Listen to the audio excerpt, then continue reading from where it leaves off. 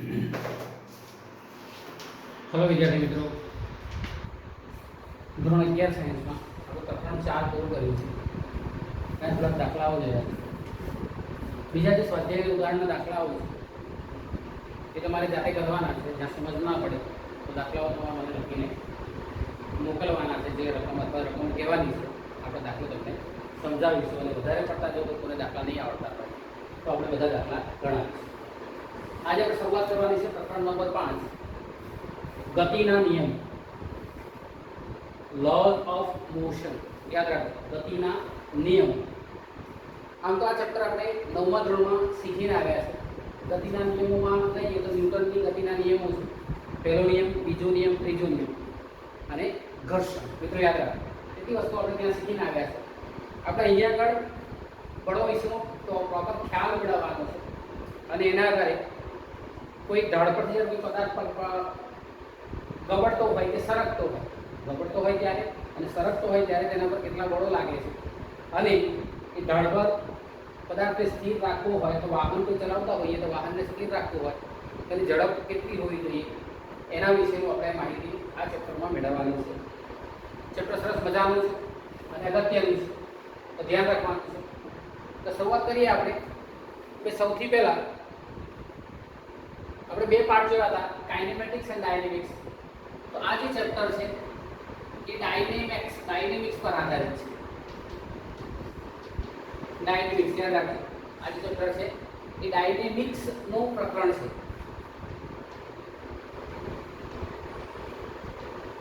યાદ કરી લઈએ આને. તો ડાયનેમિક્સ છે શું? તો કે અહીંયા આગળ ભૌતિક વિજ્ઞાનની જે શાખામાં ગતિનો અભ્યાસ, તેના કારણોની ચિંતા કરીને, અહીંયા લઈએ છે ગતિનો અભ્યાસ.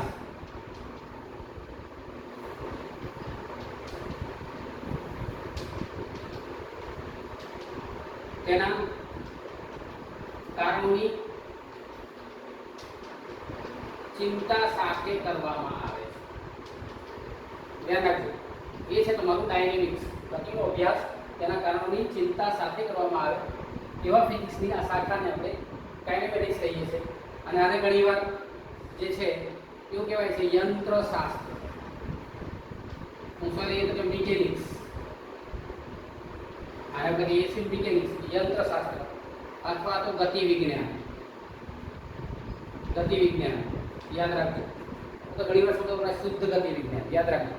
એ પણ શુદ્ધ ગતિ વિજ્ઞાન, ચાક ગતિ આવશે ત્યારે સમજી લઈશું. તો અહીંયા આપણે ગતિ વિજ્ઞાન છે, યંત્રશાસ્ત્ર છે, તો ડાયનેમિક્સ એ આ ગતિના નિયમોનો અભ્યાસ કરે છે.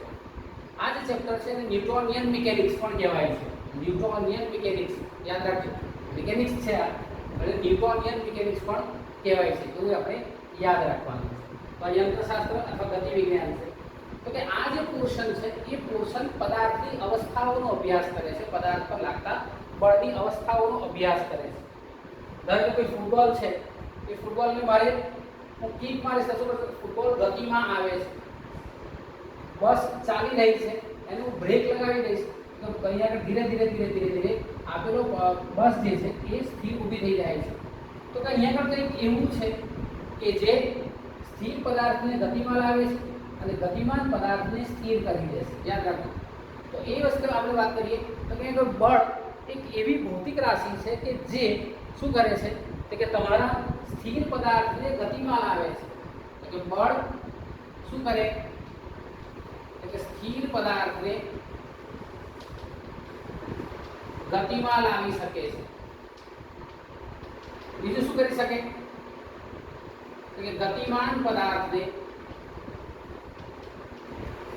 સ્થિર કરી શકે છે. ધ્યાન રાખજો, બળ સ્થિર પદાર્થને ગતિમાં લાવી શકે છે, ગતિમાન પદાર્થને સ્થિર કરી શકે છે. એટલે ટૂંકમાં કહીએ કે પદાર્થના વેગમાં વધારો, યાદ રાખો, વધારો કે ઘટાડો કરવો હોય તો કોની જરૂર પડે છે? બળની જરૂર પડે છે. પદાર્થના વેગમાં વધારો કરવો હોય કે ઘટાડો કરવો હોય, એટલે કે પદાર્થના વેગમાં જો વધારો ફેરફાર કરવો હોય, વેગમાં ફેરફાર કરવો હોય, તો બળની જરૂર પડે છે. અને વેગમાં ફેરફાર થાય તો શું થાય? તો કે પ્રવેગ ઉત્પન્ન થાય. તો કે પ્રવેગ જેના કારણે ઉત્પન્ન થાય છે એ બળ છે. પ્રવેગ જેના કારણે ઉત્પન્ન થાય છે એ બળ છે. તો કે બળ શું છે? તો કે બળ એ સ્થિર પદાર્થને ગતિમાં લાવી શકે છે, ગતિમાન પદાર્થને સ્થિર કરી શકે છે, પદાર્થના વેગમાં વધારો કે ઘટાડો કરી શકે છે. એટલે કે પદાર્થના વેગમાં ફેરફાર થાય છે અને પદાર્થના વેગમાં ફેરફાર થાય શું થાય? પ્રવેગ ઉત્પન્ન થાય. તો કે બળ એ પ્રવેગ ઉત્પન્ન કરી શકે છે, વેગમાં ફેરફાર કરી શકે છે, ગતિમાન પદાર્થને સ્થિર કરી શકે છે અને સ્થિર પદાર્થને ગતિમાં લાવી શકે છે. યાદ રાખો. તો આ બળ છે. બરાબર છે? તો આ બળનો પ્રાથમિક ખ્યાલ છે કે પદાર્થ ઉદાહરણ આપે કે ભાઈ સ્થિર બસ ગતિમાં છે, કોઈ વાહન ગતિમાં છે અને ઊભું રાખવું હોય તો આપણે બળ લગાડવું પડે છે, બ્રેક એપ્લાય કરીએ છીએ. ક્લિયર છે? ત્યારબાદ કોઈ પદાર્થ સ્થિર પડેલો છે અને ગતિમાં લાવવો છે તો શું કરવું પડે? તો કે મારે એના પર બળ લગાડવું પડે તો સ્થિર પદાર્થ પાછો ગતિમાં આવી જાય છે. તો મિત્રો આ વાત હતી બળની. હવે આપણે લઈએ છીએ બળના પ્રકાર. બળના પ્રકાર ધ્યાન રાખજો. તો આપણે લઈએ તો બળના મુખ્યત્વે આપણે બે પ્રકાર પાડીએ છીએ. એમાંથી પહેલું બળ પ્રકાર છે સંપર્ક બળ અને બીજું છે અસંપર્ક બળ. ધ્યાન રાખજો. સંપર્ક બળ અને અસંપર્ક બળ. સંપર્ક બળ એટલે શું? કે જે બળ પદાર્થના સંપર્કમાં આવીને લગાડવામાં આવે. ઉદાહરણ તરીકે ધારો કે મારે કોઈ વસ્તુને ખસેડવી છે, ધારો કે ટેબલ પડ્યું છે અને ખસેડવું છે તો મારે શું કરવું પડશે? એને ટચ કરવું પડશે. શું કરવું પડશે? ટચ કરવું પડશે. અથવા તો કોઈ વાહન સાથે મારે પાછળથી વસ્તુને ખેંચવી છે તો શું કરવું પડશે? દોરડા સાથે બાંધવું પડશે અને પછી એને જોઈન કરવું પડશે. ધારો કે ટ્રેન જાય છે તો ટ્રેનના એક ડબ્બા સાથે બીજા ડબ્બાને કનેક્ટેડ કરીએ છીએ તો આ જે થયો એ તમારો સંપર્ક બળ છે. કયો બળ છે? સંપર્ક. એટલે સંપર્કમાં આવે ત્યારે લાગે છે. તો ઘણા બધા બળો સંપર્ક બળો છે. ઉદાહરણ તરીકે લઈએ તો ઘર્ષણ બળ. ઘર્ષણ બળ. ત્યારબાદ લઈએ છે શ્યાનતા બળ. તમારા માટે નવો શબ્દ છે શ્યાનતા. યાદ રાખજો. વિસ્કોસિટી, પ્રવાહીઓના બે સ્તરો વચ્ચે લાગે છે. બળ છે તો શ્યાનતા બળ છે, ઘર્ષણ બળ છે. તો ઘણા બધા બળો છે કે જે સંપર્કમાં આવ્યા પછી જ લાગે છે. દબાણ એ પ્રકારનું બળ છે. યાદ રાખજો. એ પણ સંપર્ક બળ છે. તો ઘર્ષણ બળ છે, શ્યાનતા બળ છે. આ બધા જે બળો છે એ બધા બળો સંપર્ક બળો છે. ધ્યાન રાખજો. તો અહીંયા આગળ સંપર્ક બળ જે છે એ સંપર્ક બળોને આપણે ઘર્ષણ બળ, શ્યાનતા બળ અથવા તો અહીંયા ઘણીવાર કહે છે આંતર આણ્વીય બળો. આંતર આણ્વીય બળો. ધ્યાન રાખજો. એક અણુ બીજા અણુ સાથે જોડાયેલો હોય અને બળો લાગતા હોય તો અહીંયા આ કેટેગરીમાં આપણે જાણીએ આંતર આણ્વીય બળો જે છે એ આંતર આણ્વીય આકર્ષણ બળો, હાઇડ્રોજન બળ, વાન ડર વાલ્સ બળ, આ બધા જે બળો છે એ આપણે પછી વાત કરીએ. તો કે ઘર્ષણ બળ છે, શ્યાનતા બળ છે, સ્નિગ્ધતા બળ છે. ત્યારબાદ તમારું પ્રતિબળ એ પણ સંપર્કમાં આવ્યા પછી જ લાગે છે. આ બધા જે બળો છે એ સંપર્ક બળો છે. અસંપર્ક બળ આપણા માટે અગત્યનો ટોપિક આ અસંપર્ક બળો છે. સંપર્ક બળ એટલે ટચ કરીએ અને બળ લગાડીએ. અસંપર્ક બળ એટલે સંપર્કમાં આવ્યા વિના જે બળ લાગે. સંપર્કમાં આવ્યા સિવાય બળ લાગતું. ટચ કરવું જ ના પડે. આમાં શું કરવું પડે? સંપર્કમાં આવવું પડે. સંપર્કમાં આવે તો જ બળ લાગે, બાકી લાગે નહીં. અહીંયા તો સંપર્કમાં આવ્યા સિવાય બળ લાગતું હોય છે. આવા બળોને ક્ષેત્રીય બળો કહેવાય છે. યાદ રાખજો. ક્ષેત્રીય યાદ રાખજો. એટલે ઘણીવાર એને ક્ષેત્ર બળ એવું કહેવાય છે. આવા બળોને આપણે કહીએ છીએ ક્ષેત્ર બળો. ક્ષેત્ર બળ કયા કયા હોઈ શકે? એટલે સૌથી પહેલું ગુરુત્વાકર્ષણ બળ. ગુરુત્વાકર્ષણ બળ. ત્યારબાદ છે તમારું વિદ્યુત ક્ષેત્ર, ગુરુત્વાકર્ષી ક્ષેત્ર. ત્યારબાદ વિદ્યુત ક્ષેત્ર. ત્યારબાદ ચુંબકીય ક્ષેત્ર. ચુંબકીય ક્ષેત્ર. તો આ જે બળો છે ગુરુત્વાકર્ષણ બળ, વિદ્યુત બળ અને ચુંબકીય બળ. અહીંયા લખતા હોય તો અહીંયા આગળ બળ શબ્દ વાપરી શકો. અહીંયા વિદ્યુત બળ, વિદ્યુત બળ. અહીંયા લખો કે ચુંબકીય બળ. કે આવા બળો છે એના માટે આપણે એના સંપર્કમાં આવવું પડતું નથી. ક્લિયર છે? તો આવા બળોને આપણે શું કરીએ છીએ? સંપર્ક બળો કહીએ છીએ. શું કહીએ છીએ? સંપર્ક બળ. યાદ રાખો. તો આગળ આ અસંપર્ક બળો કયા કયા તો ગુરુત્વાકર્ષણ બળ, વિદ્યુત બળ અને ચુંબકીય બળો. આ બધા કયા બળો છે? એટલે કે અસંપર્કીય બળો છે. ધારો કે પથ્થર છે, આપણે ઉપર ફેંકીએ છીએ ત્યારે તો આપણે બળ લગાડીને, પણ જ્યારે નીચે પાછું આવતું હશે ત્યારે એના પર કોઈ બળ લાગતું નથી, કારણ કે ગુરુત્વાકર્ષણ એને ખેંચે છે. બે વિદ્યુત ભારો છે, એક વિદ્યુત ભાર અહીંયા આગળ છે, એક અહીંયા આગળ છે. તો આ વિદ્યુત ભાર આના પર બળ લગાડશે, આ આના પર બળ લગાડશે. બે વિદ્યુત ભારો એકબીજાના સંપર્કમાં નથી, ટચમાં નથી, છતાં આ વિદ્યુત ભાર આના પર, વિદ્યુત ભાર એટલે Q કે એક વિદ્યુત ભાર બીજા વિદ્યુત ભાર પર, બીજો પહેલા પર જે બળ લગાડે છે એને આપણે કહીએ છીએ વિદ્યુત બળ. તો વિદ્યુત બળ આપણું અસંપર્ક બળ છે. ત્યારબાદ ચુંબકીય બળ, આપણે મેગ્નેટ લઈએ છીએ, ચુંબક, લજીવો ચુંબક આપણે ભણી આવ્યા છે, ઘોડાની નાળ જેવો ચુંબક, નળાકાર ચુંબક. તો આ જે ચુંબકો છે એના બે ધ્રુવો હોય છે, N અને S. આની નજીકમાં ધ્યાન રાખો, અહીંયા લોખંડનો ભૂકો પડેલો હોય અને તમે આગળ આમ લોખંડના અને ફેરવો છો ત્યારે સંપર્કમાં નથી લાવતા, છતાં પણ લોખંડનો ભૂકો પોતે ગતિ કરે છે. આ થયો તમારું ચુંબકીય બળ. ધ્યાન રાખો. આ ક્ષેત્રીય બળો છે, બરાબર છે. તો આ જે બધા બળો છે એ તમારા અસંપર્ક બળો છે. કયા બળો છે? અસંપર્ક બળો. ધ્યાન રાખો. હવે આ જે ક્ષેત્રીય બળો છે કે સંપર્ક બળ અને ક્ષેત્ર બળ વચ્ચેની સમાનતા આપણે લઈએ છીએ. તો એ સંપર્ક બળો કેવા છે? તો જે સંપર્ક બળો જેટલા પણ છે એ બધા કૃત્રિમ છે. કેટલા છે? કૃત્રિમ છે. ત્યારે અસંપર્ક બળો અથવા ક્ષેત્રીય બળો કુદરતી છે. કેવા છે? તફાવત પૂછે, સંપર્ક બળ અને અસંપર્ક બળ વચ્ચે તફાવત લખો તો હું તો લખીશું કે સંપર્ક બળો કૃત્રિમ છે, જ્યારે ક્ષેત્ર બળો કુદરતી છે. કેવા છે? કુદરતી છે. કુદરતી રીતે લાગે છે, એના માટે કોઈ રીઝન છે એના પાછળના, પણ એ નેચરલી લાગતા જ હોય છે. આપણે પૃથ્વી પર હોઈએ તો આપણને ગુરુત્વાકર્ષણ બળ લાગે ને લાગે છે. વિદ્યુત ક્ષેત્રમાં આવીએ એટલે તમે જુઓ કઈ જગ્યાએ હાઈ ટેન્શન લાઈન જતી હોય અને તમે જો નજીકમાં જાઓ તો તમને કરંટ લાગે. ચુંબક છે એની આસપાસ લોખંડ હોય તો તમારું ચુંબક એના તરફ આકર્ષાય તો લોખંડ એના તરફ આકર્ષવાનું છે. એ કુદરતી છે, જ્યારે કેવું છે? કૃત્રિમ છે. યાદ રાખજો. તો તમારે યાદ રાખવાનું છે. ત્યારબાદ સંપર્ક બળો જે છે એ અસંરક્ષી છે. સંપર્ક બળો કેવા છે? અસંરક્ષી છે.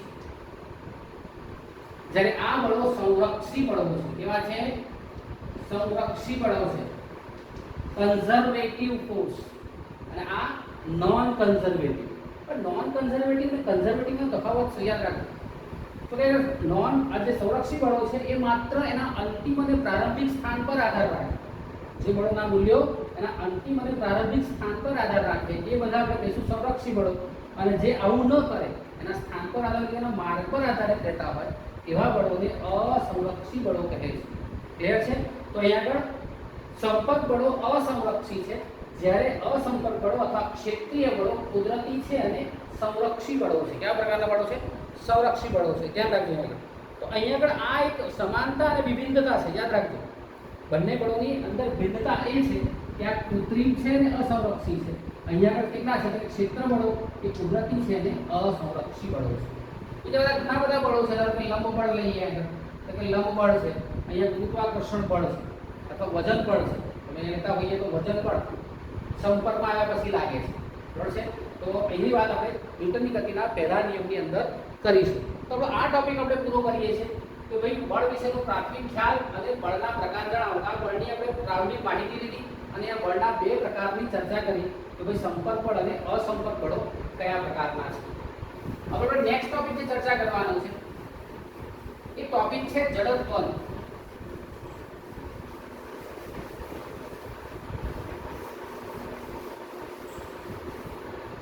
ટોપિક લઈએ છીએ, ટોપિકનું નામ છે જડત્વ. યાદ રાખજો. જડત્વ એટલે શું એનો ખ્યાલ આપો. આપણે જડત્વ શબ્દ શીખવાનો છે. જડત્વ છે શું? પદાર્થની જે જડત્વની અવસ્થા છે એ જડત્વ વિશેની આપણે માહિતી મેળવવાનો પ્રયત્ન કરીએ. તો અહીંયા આગળ જડત્વને અંગ્રેજીમાં કહેવાય છે ઇનર્શિયા. ઇનર્શિયા યાદ રાખજો.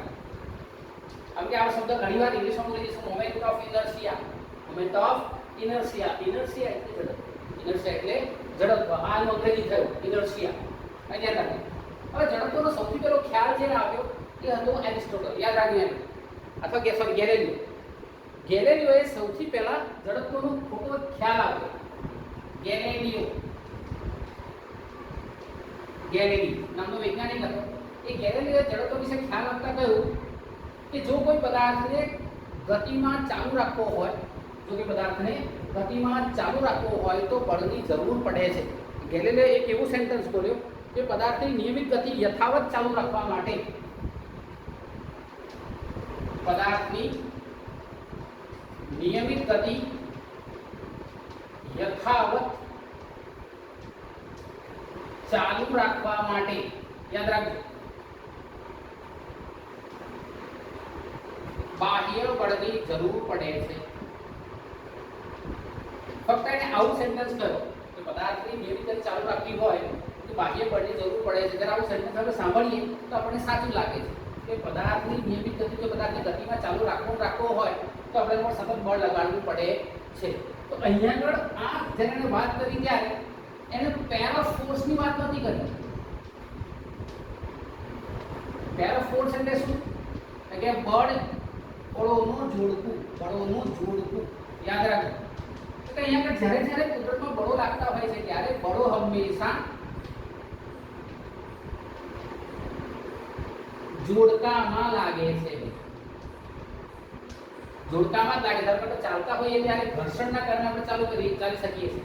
ઘર્ષણ પાછળ દિશામાં આવે ત્યારે આપણે આગળ તરફ જઈ શકીએ છીએ. તો એ ઘર્ષણના કારણે ચાલી શકીએ છીએ. અથવા શ્યામતાને કારણે પ્રવાહીઓ તરલો એ વહી શકે છે. શ્યામતા બળને કારણે તરલો વહી શકે છે.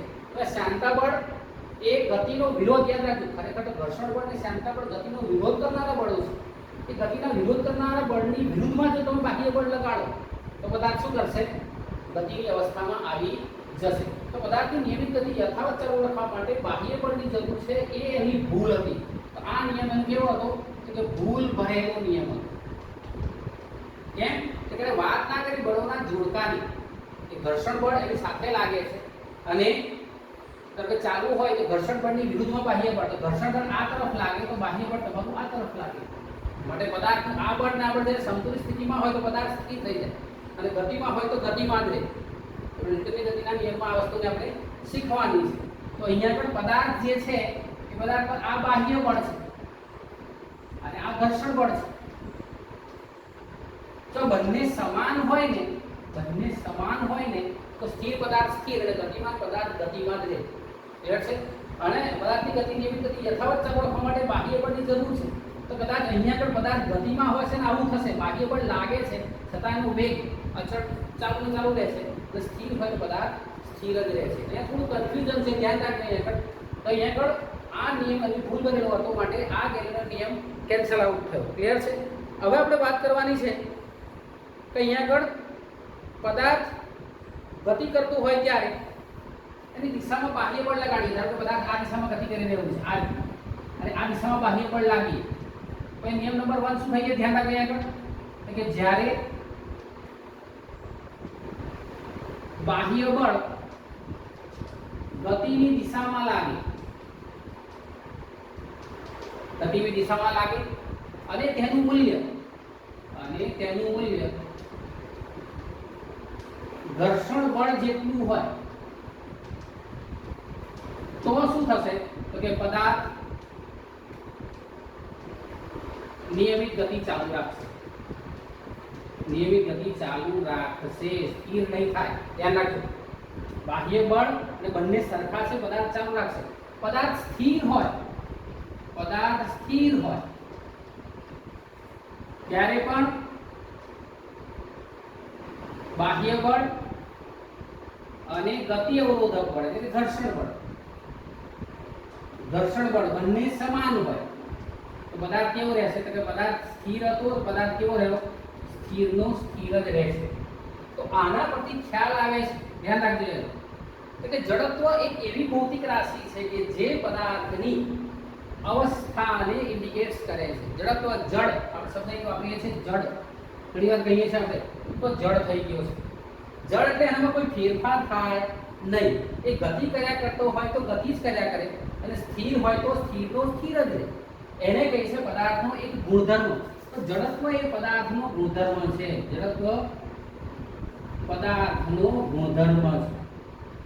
જડત્વ શું છે કે જડત્વ એ પદાર્થનો ગુણધર્મ છે, યાદ રાખજો. અને એ કયો ગુણધર્મ છે કે અહીંયા આગળ એવું કહેવાય છે કે પદાર્થની સ્થિર અવસ્થા કે ગતિની અવસ્થા ત્યાં સુધી ચાલુ રહેશે કે જ્યાં સુધી તેના પર બાહ્ય બળ નહીં લાગે. યાદ રાખજો. તો પદાર્થ સ્થિર પદાર્થને સ્થિર અને ગતિમાન પદાર્થને ગતિમાન એ અવસ્થાઓ ક્યાંથી ચાલુ રાખશે કે જ્યાં સુધી એના પર વધારાનું બાહ્ય બળ નહીં લાગે. આટલું હશે ઘર્ષણ બળ જેટલું તમારું બાહ્ય બળ હશે તો સ્થિર પદાર્થ ગતિ ચાલુ જ રાખશે. યાદ રાખજો. હવે આવું થાય, યાદ રાખજો. એની પદાર્થ છે, આ દિશામાં એનું ઘર્ષણ છે, ઘર્ષણ બળ છે, આ દિશામાં બાહ્ય બળ છે. આ બંને સમાન હોય તો કન્ડિશન નંબર 1 શું જોઈએ આપણે તો પદાર્થ જો નિયમિત ગતિ કરતો હશે નિયમિત ગતિ કરશે, અને જો પદાર્થ સ્થિર હશે તો સ્થિરનો સ્થિર જ રહેશે.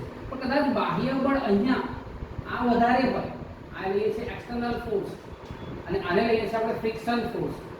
તો જ્યારે F external greater than Fr થઈ જાય, યાદ રાખો, તો શું કરશે તો કે પદાર્થની ગતિમાં વધારો થશે. ગતિમાં વધારો થશે. અને જો F એક્સટર્નલ લેસ ધેન થઈ જાય, F external less than Fr, આવી પરિસ્થિતિમાં શું થશે કે ગતિમાં ઘટાડો એટલે કે વેગમાં ઘટાડો થશે. અને જો એકદમ ઓછું થઈ જાય, F external less than Fr હોય તો પદાર્થ આગળ વધવાનું જ નથી. ગતિમાન પદાર્થ જે ગતિ કરે છે ધીરે ધીરે તેના વેગમાં ઘટાડો થશે અને એક સમય એવો આવશે કે પદાર્થ કેવો થઈ જશે, સ્થિર થઈ જશે. પદાર્થ કેવો થઈ જશે, સ્થિર થઈ જશે. તો એના પરથી આપણે કેવું હોય તો કહી શકાય કે અહીંયા પદાર્થની સ્થિર અવસ્થા અને ગતિની અવસ્થા બળને સાથે લાગે વળગે છે. ધ્યાન રાખજો. પદાર્થની સ્થિર અવસ્થા કે ગતિની અવસ્થા એ બળ સાથે જોડાયેલી છે. પદાર્થની સ્થિર કે ગતિમાન અવસ્થા બળ સાથે જોડાયેલી છે. બળ સાથે જોડાયેલી પદાર્થની સ્થિર કે ગતિમાન અવસ્થા એ બળની સાથે જોડાયેલી છે. એ ધ્યાન રાખજો. એટલે કે બળ વધે એ ધ્યાન રાખજો. તે ત્યાં સુધી સમતુલ્ય છે. હવે ધ્યાન રાખજો. બળો સંતુલનમાં, એ પદાર્થની અવસ્થા પદાર્થ સંતુલનમાં છે. પદાર્થ સંતુલનમાં છે એટલે કે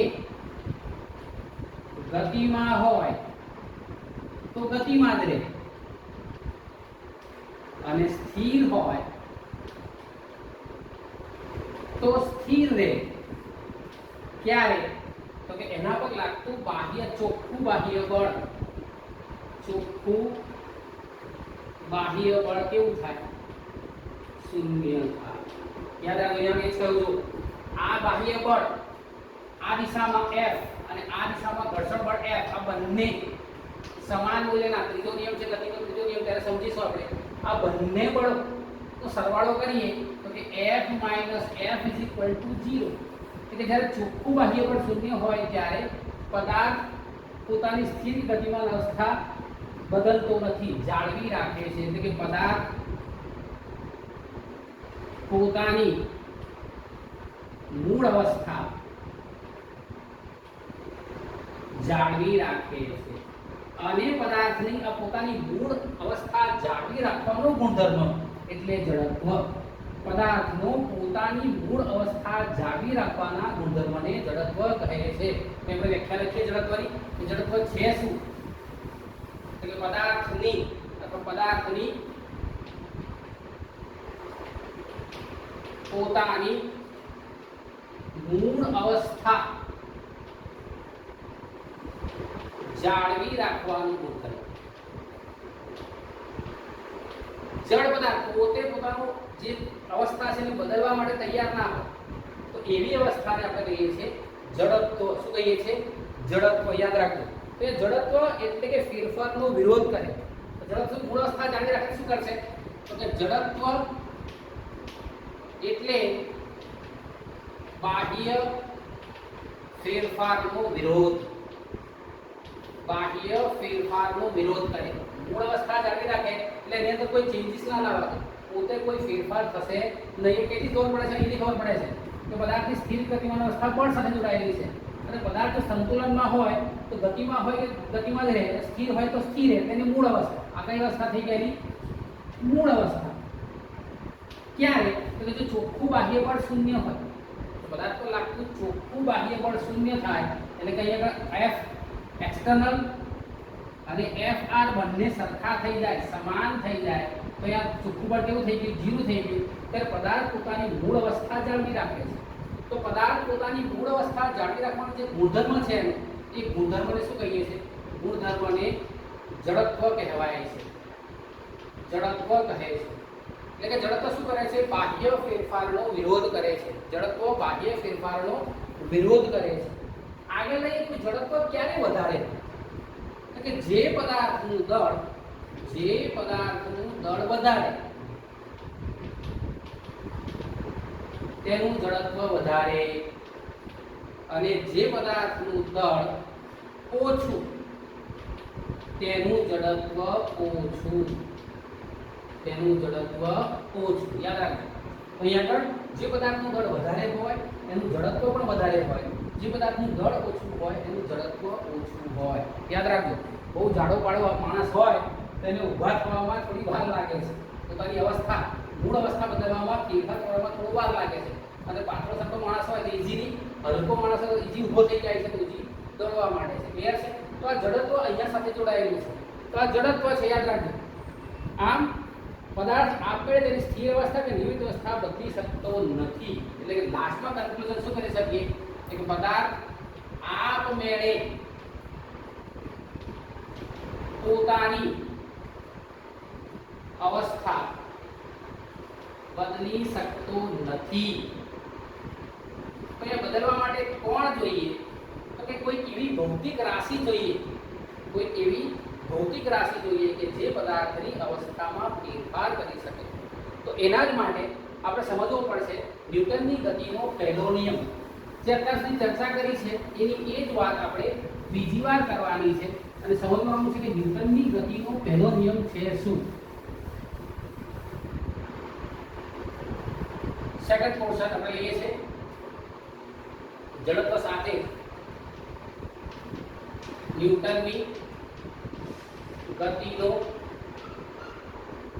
પ્રથમ નિયમ, first rule of lose of motion. Newton's first rule યાદ રાખો. તો કે ન્યૂટનની ગતિનો જે પહેલો નિયમ છે એ પહેલો નિયમ ભણતા પહેલા આપણે સમજી લઈએ કે આ જે નિયમ છે એ કોનો નિયમ છે? તો કે યંત્રશાસ્ત્રને આભારી છે. કે યંત્રશાસ્ત્રનો ન્યૂટોનિયન મિકેનિક્સ યંત્રશાસ્ત્રનો નિયમ છે. યંત્રશાસ્ત્રના નિયમો પાર્ટિકલથી માંડીને મોટા મોટા ગ્રહો પર લગાડી શકાય. યાદ રાખજો.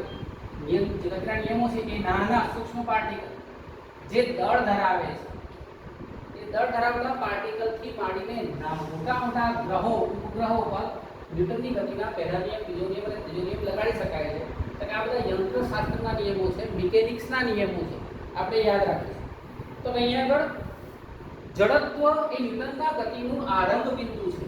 તો અહીંયા લઈએ જડત્વ એ ન્યૂટનની ગતિના પ્રથમ નિયમનું આધાર બિંદુ છે, આરંભ બિંદુ છે, આરંભ બિંદુ છે. તો ન્યૂટને જે પોતાના શબ્દો કયા હતા નિયમ માટે, એ શબ્દો એ પ્રમાણે બોલ્યો તે ધ્યાન રાખજો કે દરેક પદાર્થ પોતાની સ્થિર અવસ્થા અથવા તો ગતિમાન અવસ્થા જાળવી રાખવાનો પ્રયત્ન કરે છે. શું કરે છે? પદાર્થ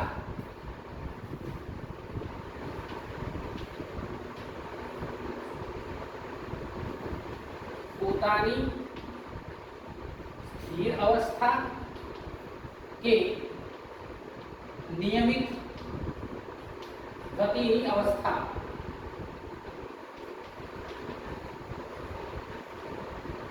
જાળવી રાખવાનો પ્રયત્ન કરે છે. ક્યાં સુધી? કે જ્યાં સુધી અથવા કે જ્યાં, યાદ રાખો, કે સિવાય તેના પર કોઈ બાહ્ય બળ ના લાગે. જડત્વનો નિયમ હતો કે જો પદાર્થ પર લાગતું બાહ્ય બળ શૂન્ય હોય તો આપણે નિયમ આવું લખી શકીએ, જો પદાર્થ પર લાગતું બાહ્ય બળ એટલે એક ચોખ્ખું બાહ્ય બળ શૂન્ય હોય તો આપણે જડત્વનો નિયમ શીખાય છે. શૂન્ય હોય તો સ્થિર પદાર્થ સ્થિર અને ગતિમાન પદાર્થ ગતિમાં રહે છે. આ પણ છે એનું બીજું મિનિંગ આપણે આ લખ્યું છે તો પદાર્થ પોતાની સ્થિર અવસ્થા કે નિયમિત ગતિની અવસ્થા જાળવી રાખવાનો પ્રયત્ન કરે છે એ સિવાય કે તેના પર કોઈ બાહ્ય બળ ન લાગે. આ છે ન્યૂટનની ગતિના પહેલા નિયમનું સેન્ટેન્સ. આ છે તમારો ન્યૂટનની ગતિનો પ્રથમ નિયમ અને ન્યૂટનનો પ્રથમ નિયમ આ છે. એટલે સરળમાં આપેલા કે જો પદાર્થ પર લાગતું બાહ્ય બળ શૂન્ય હોય તો સ્થિર પદાર્થ સ્થિર અને ગતિમાન પદાર્થ ગતિમાં રહે છે. સ્થિર પદાર્થ તો સ્થિરનો સ્થિર રહે અને ગતિમાન પદાર્થ પોતાની જે નિયમિત ગતિની અવસ્થા જાળવી રાખે છે. પછી ગતિમાન પદાર્થ આપણે લખીએ પોતાની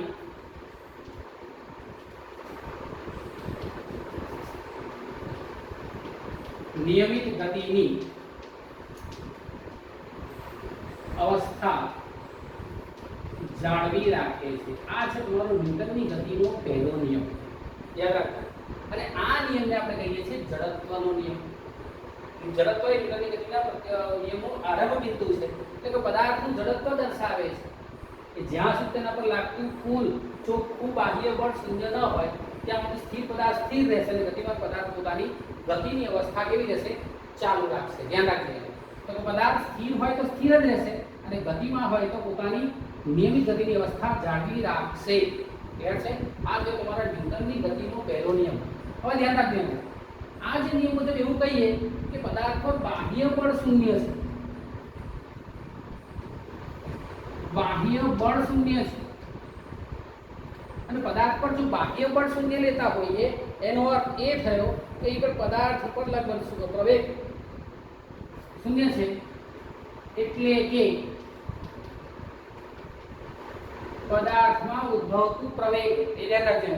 પદાર્થમાં જે પ્રવેગ છે એ પ્રવેગ શૂન્ય પ્રવેગ દર્શાવે છે. એટલે પદાર્થનો પ્રવેગ એટલે કે પદાર્થનો પ્રવેગ શૂન્ય છે. પદાર્થનો પ્રવેગ શૂન્ય છે. પદાર્થનો પ્રવેગ શૂન્ય છે એટલે બાહ્ય બળ શૂન્ય છે. બાહ્ય બળ શૂન્ય છે માટે પદાર્થ પોતે સ્થિર હશે તો સ્થિર અને ગતિમાં હશે તો પોતાની ગતિની અવસ્થા જાળવી રાખશે. ધ્યાન રાખજો. તો અહીંયા આગળ જો પદાર્થ પર ચોખ્ખું બાહ્ય બળ શૂન્ય હોય તો સ્થિર પદાર્થ સ્થિર અને ગતિમાન પદાર્થ પોતાની ગતિ અવસ્થા ચાલુ રાખે છે. તો જ તેનો પ્રવેગ અશૂન્ય હોય. જો બાહ્ય બળ શૂન્ય હોય તો પદાર્થનો પ્રવેગ શૂન્ય હોય છે. જો બાહ્ય બળ શૂન્ય હોય તો પદાર્થનો પ્રવેગ શૂન્ય હોય છે. અને ઉલટું પણ કે જો પદાર્થનો પ્રવેગ શૂન્ય હોય તો તેના પર લાગતું બાહ્ય બળ શૂન્ય હશે. ક્લિયર છે? એટલે કે જો F = 0 તો A = 0. જો F is not equal to 0 તો A is not equal to 0. જો પ્રવેગ શૂન્ય ના હોય તો બળ શૂન્ય ના હોય. જો પ્રવેગ શૂન્ય હોય તો બળ શૂન્ય હોય. યાદ રાખવાનું છે. તો અહીંયા આપણે કહીએ છીએ કે ન્યૂટનની ગતિનો પ્રથમ નિયમ બળની વ્યાખ્યા આપે છે. બળની વ્યાખ્યા આપે છે. બરાબર? સ્થિર પદાર્થને સ્થિર રાખે છે, ગતિમાન પદાર્થને ગતિમાં રાખે છે. તો ન્યૂટનની ગતિનો પ્રથમ નિયમ બળની વ્યાખ્યા આપે છે. તો શું વ્યાખ્યા આપે છે?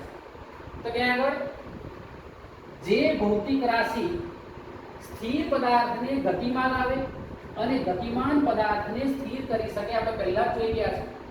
જે ભૌતિક રાશિ અહીં ધ્યાન રાખજો એ કારણે સ્થિર પદાર્થ ગતિમાં આવે, જે ભૌતિક રાશિને કારણે જે ભૌતિક રાશિને કારણે સ્થિર પદાર્થ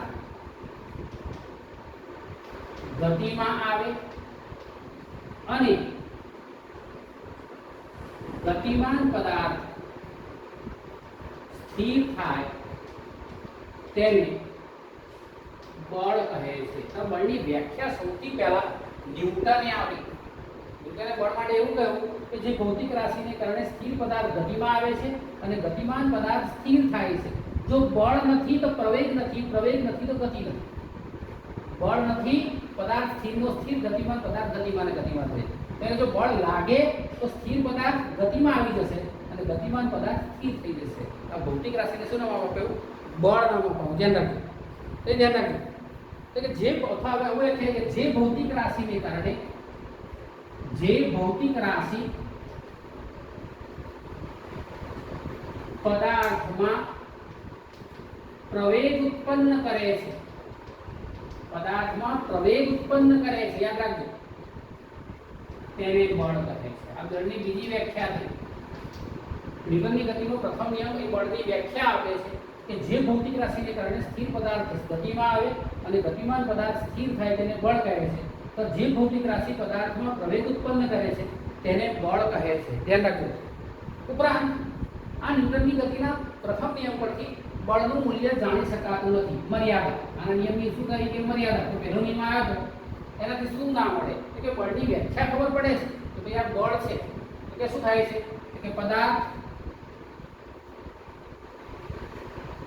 પર લાગતા બળનું મૂલ્ય આ નિયમ પરથી જાણી શકાતું નથી, જાણી શકાતું નથી। યાદ રાખજો। તો આખી વાર્તા થઈ ગઈ ન્યૂટનની ગતિનો પહેલો નિયમ। તો આપણે અહીંથી લખવાની શરૂઆત કરીશું। આ આટલું તમે લખી દો એટલે તમારો પ્રશ્ન પૂરો થઈ ગયો।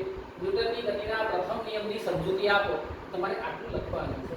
પહેલા યંત્રશાસ્ત્રનો નિયમ છે, જડત્વનો મુખ્ય આધાર બિંદુ છે, નિયમ લખો, તેનું વિશેષ સ્વરૂપ લખો, એ બાહ્ય બળ શૂન્ય હોય તો પદાર્થ પ્રવેગ શૂન્ય થઈ જાય, આ કન્ડિશન દર્શાવો। ન્યૂટનની ગતિના પ્રથમ નિયમ બળની વ્યાખ્યા આપણે શું લખીને આ લખો અને એક મર્યાદા લખી દો કે ન્યૂટનની ગતિના પ્રથમ નિયમમાં મર્યાદા ના કહીએ આપણે, પણ આપણે કહીએ પદાર્થ પર લાગતા બળનું મૂલ્ય આ નિયમ પરથી જાણી શકાતું નથી। આટલું લખશો કે તમારો પહેલા 2 માર્કનો પ્રશ્ન પૂરો થઈ ગયો। ન્યૂટનની ગતિનો પ્રથમ નિયમ લખો અને સમજાવો। કઈ ધ્યાન રાખો। હવે આ જ નિયમ પરથી આપણે કેટલીક વસ્તુઓ સમજીએ છીએ। તો આપણે ધારો કે બસમાં ગતિ કરતા હોઈએ, ધારો કે અહીંયા બસ આ દિશામાં ગતિ કરી રહી છે, એટલે રસ્તો સ્થિર છે, ત્યારે બસ કેવી છે? સ્થિર છે।